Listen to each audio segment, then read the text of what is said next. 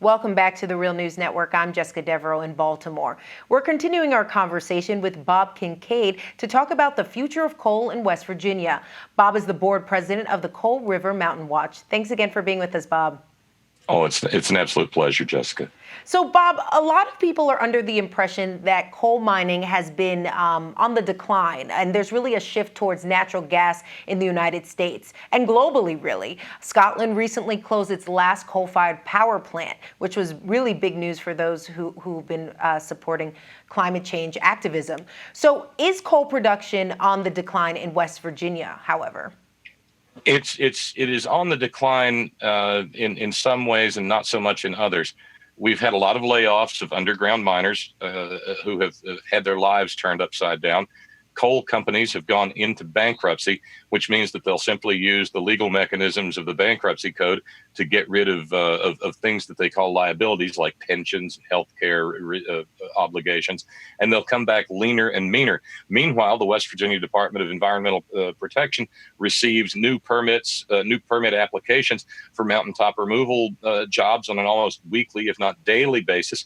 And frankly, while it takes a lot more people to work underground, and they have been laid off, the blasting is still taking place in West Virginia. The mountains are still being blown apart. The poisons from those blasts are still boiling and roiling and rolling down over communities, still being consumed by unwitting victims who don't even bear a relationship to the coal industry, and the coal itself is still getting on trains and still going to the seashore and getting on boats and going all over the world.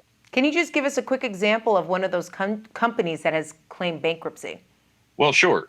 Alpha Natural Resources, which bought Massey Energy, who, of course, was responsible for the Upper Big Branch disaster, went into bankruptcy. The Peabody is going into bankruptcy. Arch Coal went into bankruptcy.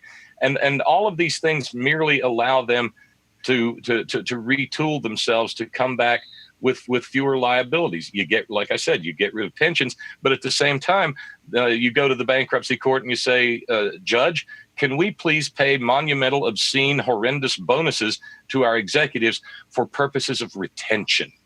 All right. And in light of all these layoffs 3 weeks ago, the Obama administration actually announced it would spend $65.8 million to aid communities in states like West Virginia and Kentucky, where they rely on income from the coal industry.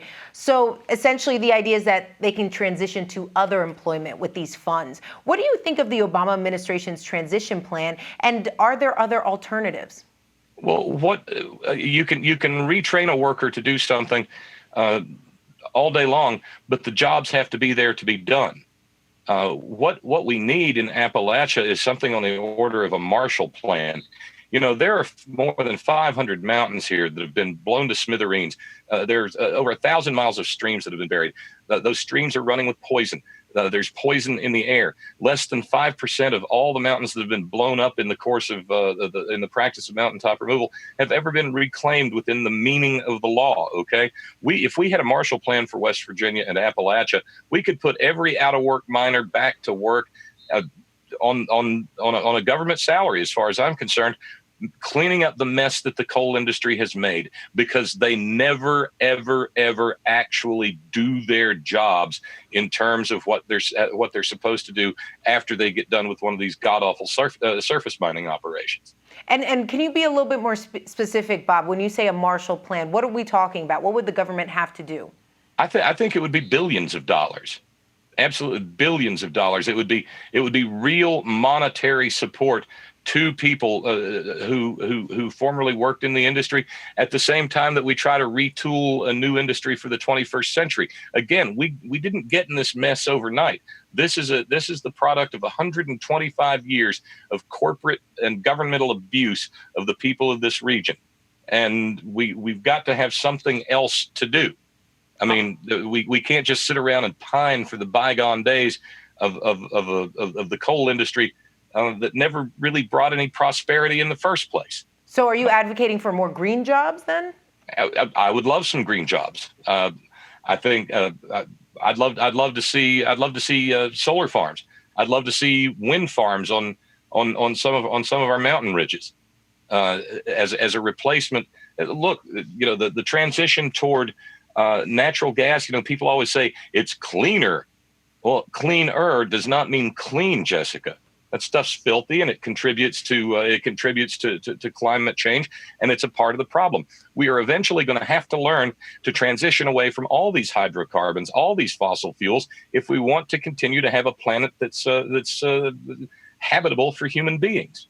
All right, Bob Kincaid joining us from West Virginia. Thank you so much for being with us. My pleasure, Jessica. Anytime. And thank you for joining us on the Real News Network.